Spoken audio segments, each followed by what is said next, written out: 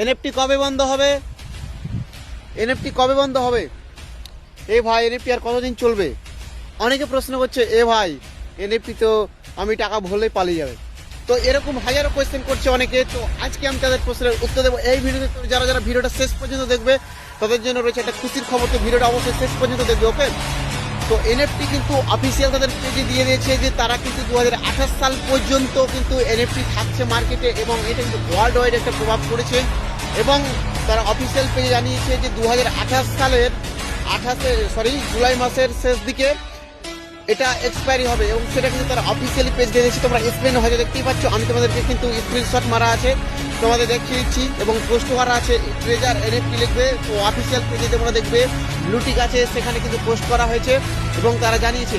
তো আশা করছি এবার কারো কোয়েশ্চেন থাকার কথা না। এবং যারা ভয় পাচ্ছিলে যে এনএফটিতে আমি ডিপোজিট করলে কবে কোম্পানি পালিয়ে যাবে বা অ্যাপ পালিয়ে যাবে এরকম, বা টাকা স্ক্যাম হয়ে যাবে, তো তাদের জন্য এই ভিডিওটা।